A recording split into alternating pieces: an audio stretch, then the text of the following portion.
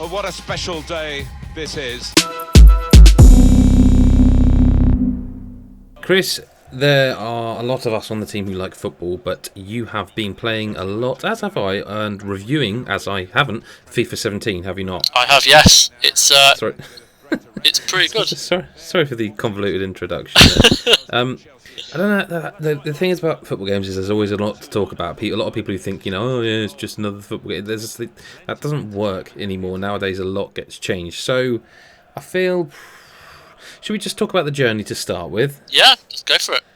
Because that's the biggest new thing. It's FIFA's story mode. Now we're not allowed to spoil any of the, no spoilers basically for the journey because it is a story mode. So, Chris, can you, without spoiling, give us your impressions on Alex Hunter's The Journey?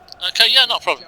So it's quite good for saying it's the first time they've done this, and you've got quite a lot of room to improve and progress.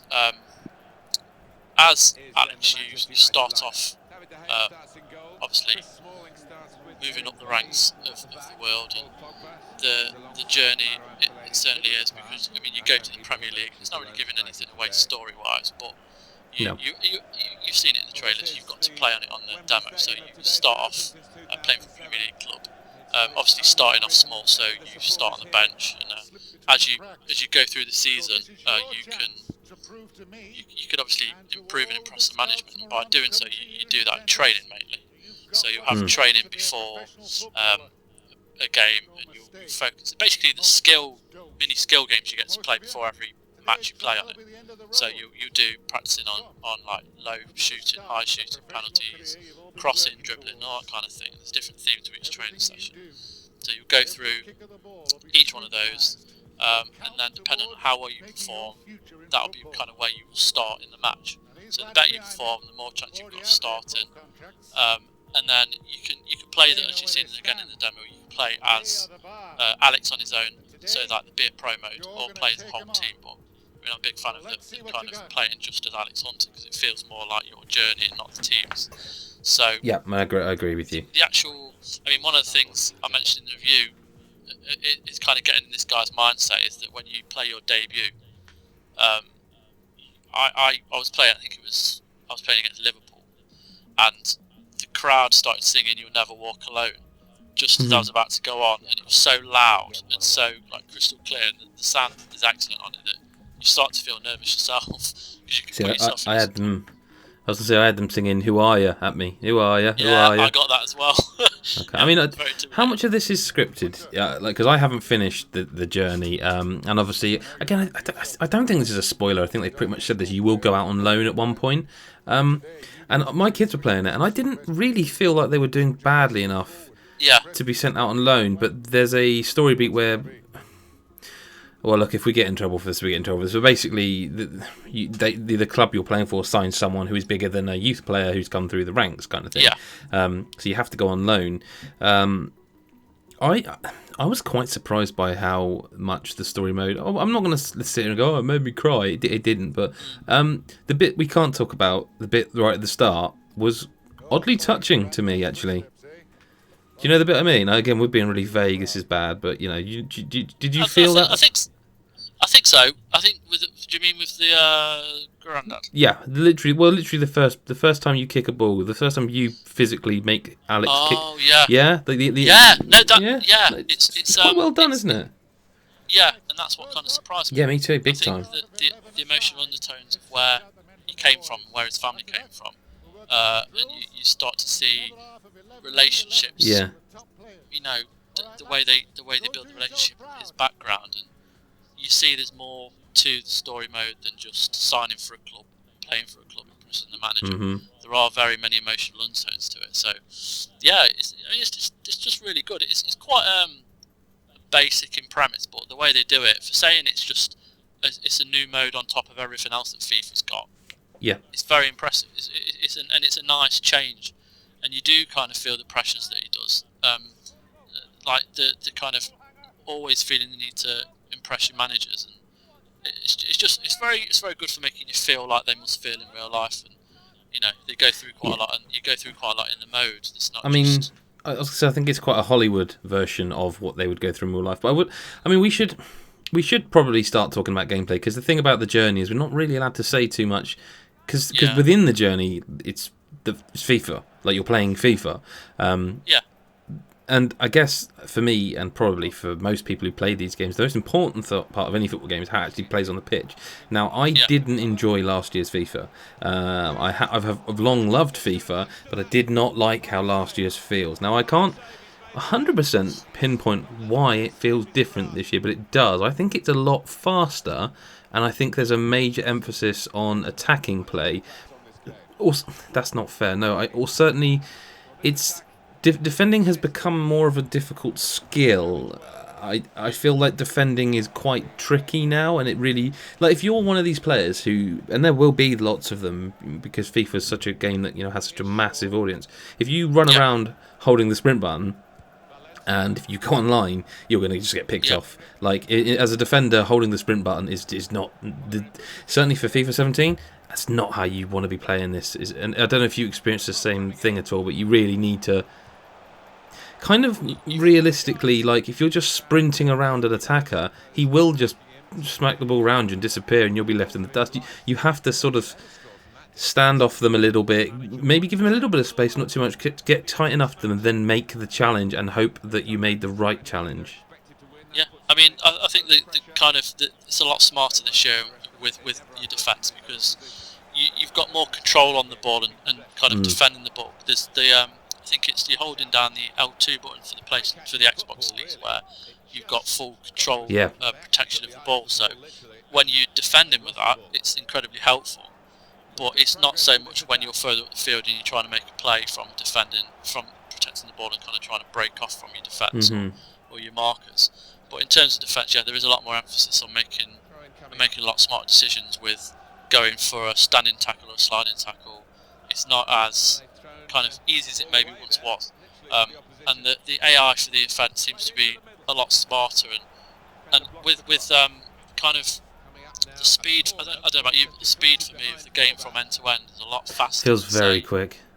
Yeah, it's a lot more arcadey to a point, because it wants to see the goals, whereas I think, and I tried really hard not to compare it. No, I know. It's kind of impossible because there's only 2 of them on the market, Exactly. so you have to kind of compare a little bit. Yeah. They feel very different to me, very different this year, PES and they FIFA. They are incredibly different. And you're talking about the shooting, I think. For me, the control on the ball isn't as good. No, it's not. The shooting is excellent. They've added little tweaks to make scoring a bit easier. Like one of the main ones for me was the driven shots. Yeah. And kind of keeping powerful shots to the ground or as low as possible. Yep. By like absolutely holding the B until the maximum point and then tapping B at the end. Right. Give you a driven shot, and they're very good for like rebounds, and when the ball flies out through the air, you can kind of volley it and keep it low. Absolutely. I think. Sorry, carry on. With crosses. So I was just going to say, also with crosses, your low headers work really well as well. So they're very good. That you've got a lot more control in the air with that. So I think that the shooting's definitely improved from last year. Definitely. It feels very varied, and you've got a lot more control of your shots. I think going back to the speed, I think one of the reasons I think it feels faster than perhaps it actually is that in terms of the midfield game, I feel like the possession game is important, but I also feel like the AI is so much more aggressive to pressure you that you kind of have to almost, in your own mind, sort of preload the next 2 passes. Know that you're kind of like going to get the ball, you're going to receive it, so it's going to be pass, little triangles, and you've got to get the ball away and get on, because otherwise you'll lose it. And once you've lost it, it's not as easy to get it back as it used to be. And I think that makes it feel quicker, because you're kind of almost playing in your head, you're planning ahead of what's actually happening on the field. It's a very different game to PES, and not to harp on about it. I think they actually, it's for the first time in a long time I can probably feel like I can play happily both of them simultaneously without feeling this really weird, like, oh god, this one feels, because they feel so different. I mean, they're still football, they're football games, and so people, I mean, why they'd be listening to this, I don't know, people who hate football, but people who don't like football would be like, well, it's still football. But it is, but there's a lot of differences, and we won't go on about them because that's another thing altogether. I do want to ask you your opinion of career mode, because the one area I think that 17 is a real letdown is career mode. I kind of feel like, bar a few improvements that are very specific ones, I feel like they just took 16's career mode and just put it in 17. And I, as someone who once upon a time career mode was my thing, nowadays it's FUT, but once upon a time it feels really, it feels like the journey is really cool, really cool. But it sort of feels like a lot of time and money has gone into that.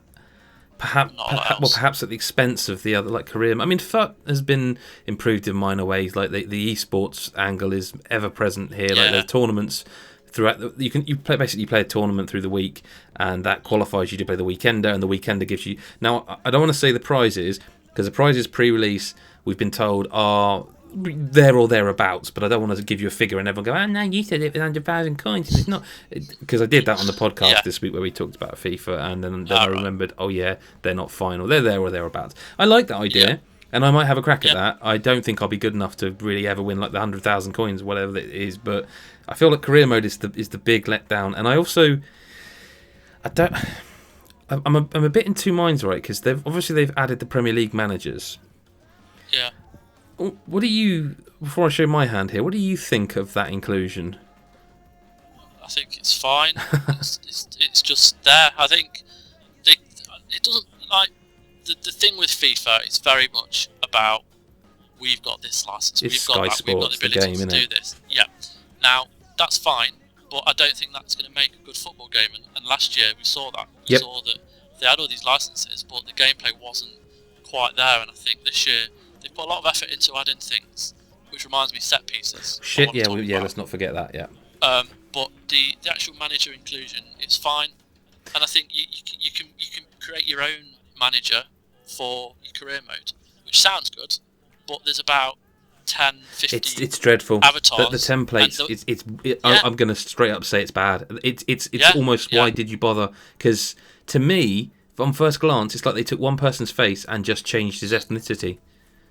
And then let you put glasses on and we'll change his haircut. But generally, it's so. And also, I don't know if you experienced this, and I did say this in the podcast, so apologies to those who are hearing this twice.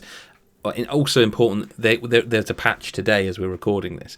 But in one single game, as Man City in my career mode, Alan Smith mentioned how they just signed Pep Guardiola. Not once, but twice in the first and second half. So it feels like, again, I don't know really why. If you're going to be manager mode, why not just have you be Mourinho, be Guardiola? Like, now they're putting them in the game, why not just have you be them? I mean, I don't know. I mean, I don't think the managers look very good. Some of them look quite. I mean, the comparison, if you compare, like, say, Mourinho to Rooney, like, I mean, you don't. But I was going to say you don't see them often, but you do, because when they're on, when they're supposed to be seen like in exhibition matches, they cut to them all the time. Yeah, it's like when that first game was debuting for Slav, because you get to pick where you play. Yeah. I played on West Ham. Right. And Bilic was he's just dead behind the eyes. Yep. There doesn't do anything there, and the animations, there's no animations, and like. Oh, in the journey, you mean? Yeah, but just in general though, like when you played against United and Mourinho's at the touchline, he's very kind of active. Yeah. And he's always up and down. I think they've done well there. I just don't think they actually. I mean, the actual appearance. I think like Mourinho especially kind of looks like they've Shrekified him. But listen, before we forget, because I don't want to forget, set pieces. So corners, penalties, free kicks. They've all been rewritten, haven't they? Yeah, and they're excellent. Okay. I think that's surprisingly one of the best features for me. Well, we need to have a chat after this, because I need you to explain, because I can't get the hang of the new corner system, and I need you to, after this, explain to me what the bloody hell I'm doing wrong. Yeah.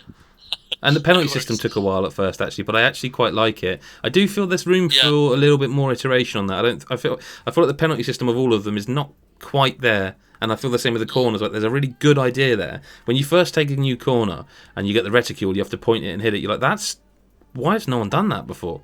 I know. I mean, it does take a lot getting used to, especially with the corners. But I think that out of the free kicks are phenomenal. Yep. You do a lot of it in the training, and you set the kind of plays before the big matches. When you get the chance to play them, you want to do it because you've got all the power to put in, and you've got the swerve. So basically, you can move your player behind the ball as far away or as close as you can. Yep, Then with you the get right a chance stick. to put get a chance to put all the power into the shot. The correct power. Yeah. And then and then when you run the run up, you get to use the left stick to control the swerve. So you can get some really good free kicks, especially when you're in matches and you score one. It's just the best feeling. Corners wise, it's very straightforward, but it does take a lot of tweaking and that to get used to where you're supposed to put the rectangle, where the amount of power you're supposed to put in, that kind of thing. And you can kind of, I think PES does this anyway, but you can switch to the player to move them around to then play the ball to that person. Yeah.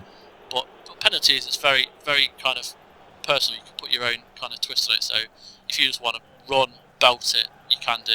If you want to take a slower run up to put the goalkeeper off, you can do that. It's very much freedom based this time. You've got a lot more room to make it more of a personal kind of experience of how you want to play it. Okay, well, I'll tell you what, I'm going to sum up, right? And you tell me if you agree or not. So for the people who were like, too long, didn't read, just want a quick version of it. You literally say yes or no, okay? So, right, the journey, excellent. Yes. Ultimate Team, kind of, still excellent, the same, few little tweaks here and there, nothing major, but still excellent. Yeah. Okay, career mode, fine, okay, really, really needs some attention next year. Yeah. Okay. Yeah. The actual gameplay, the important part, excellent, but for those watching who are PES fans, very, very different to PES. Yeah, very different. I mean, we didn't touch on Be a Pro, but they're kind of, I feel like the journey kind of is Be a Pro, but tarted up. You've still got. I think when you choose your career, you can go management player. Yep. So you've still got that option if you want to do that. And I think the only other thing there's lots of new little things, but the only other thing I was thinking of is that you can now, when you do drills, like in the loading screen, you can actually do co-op ones. So if you're playing with a mate, and even if you're going against him, in the loading screen, rather than forcing one of your mate or you to just be the keeper or nothing at all, it actually has co-op specific ones for you to do, which is kind of cool. Nothing major, but kind of cool. FIFA 17 is a really good game, and I'm surprised to be saying that because I didn't like the demo at all. And I'm sat here, I like FIFA 17. And Chris, yourself? Yeah, I think it's a definite improvement. I think it knows that it's got a lot of work to do with the gameplay wise, and it's really trying to kind of improve it, and it's definitely heading in the right direction. Fair play. You can read Chris's full review over on GodisaGeek.com, obviously. Make sure you like the video if you did, and if you didn't, stick the thumbs down, whatever. Interactions, great stuff, innit? Subscribe to the channel, though, because you will always, I guarantee you'll find something you like and other things that you hate. That's a nice way to end the video. Chris, thanks for your time. No problem, thank you. Catch you later. Bye-bye.